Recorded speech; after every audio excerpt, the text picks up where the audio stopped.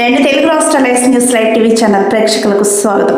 ఎటికేలకు ఇంతకాలానికి S news live TV channel వరుస కథనాలకు స్పందించిన అధికారులకు ధన్యవాదములు అంటున్న స్థానిక గిరిజన కోయబిడ్డలు. భద్రాచలం ఐటీడీఏపీఓ ఆదేశాల మేరకు కొన్ని గిరిజన గ్రామాలు సందర్శించిన అధికారులు భద్రాద్రి కొత్తగూడెం జిల్లా బుర్గంపాడు మండలం మోతీపట్టి నగర్, సారపాక, శ్రీరాంపురం ఎస్టీ కాలనీ గ్రామ పంచాయతీల్లో గిరిజన ఆదివాసీ గ్రామాలు చింతకుంట, శ్రీరాంపురం ఎస్టీ కాలనీ గ్రామ ప్రజలకు కావలసిన మౌలిక వసతుల కోసం భద్రాచలం ఐటీడీఏపీఓ ఆదేశాల మేరకు కొన్ని శాఖల అధికారులు గ్రామాలను సందర్శించడం జరిగింది.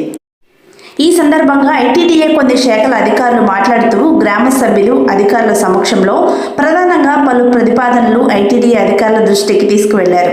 1. రోడ్డు సుమారు 2 కిలోమీటర్లు, 2 అంగన్వాడీ కేంద్రం, 3 ప్రాథమిక పాఠశాల, 3 మినీ సబ్ సెంటర్, 5 అంతర్గత రోడ్లు, 6 కరెంట్, 7 గోదావరి మంచినీళ్లు కావాలని ఆ గ్రామాల ప్రజలు పైన తెలిపిన పనులు మంజూరు చేసి గిరిజన గ్రామాల అభివృద్ధికి మంచినీటి వసతి, రోడ్డు మార్గము, విద్య, వైద్యము, అంగన్వాడీ, మినీ ఆరోగ్య కేంద్రము, కొన్ని మౌలిక వసతులు మంజూరికి గ్రామస్తులు ప్రతిపాదనలు చేశారు.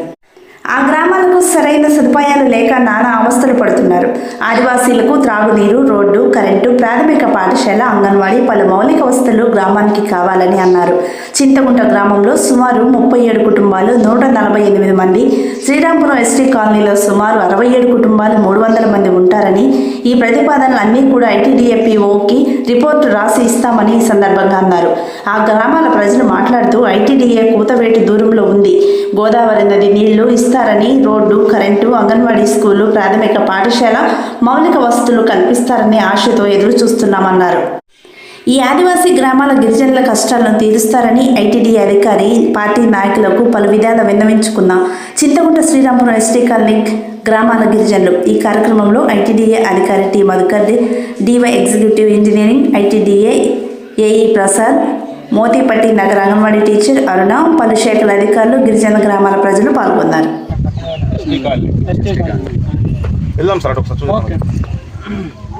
ఇట్లే పోదాం సార్, మనం వీళ్ళకి రోడ్డు ఇదే కావాలంటున్నాం. మనం ఇటు పోతేనే వాస్తవం ఏంటో తెలుస్తుంది.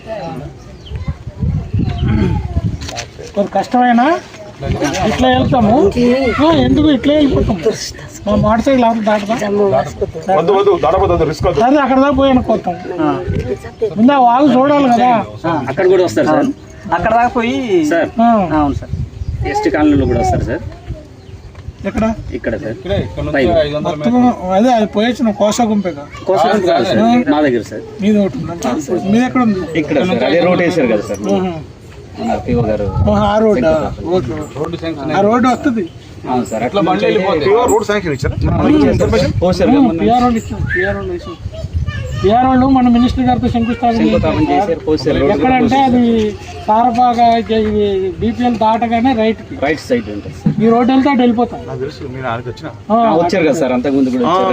అయితే వీళ్ళు ఏమంటున్నారంటే మాకు ఆ రోడ్ వద్దు, మాదంతా మేము ఈ జీపీ మోతేలో ఉన్నాం, మాకు రేషన్ కావాలని ఏం కావాలని ఇటు పోవాలి, మాకు ఈ రోడ్డు కావాలని వీళ్ళు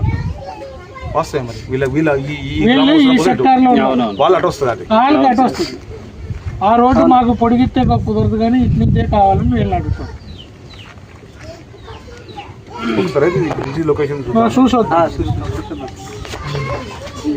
ఎంత దూరం ఉంటుంది? బైకులు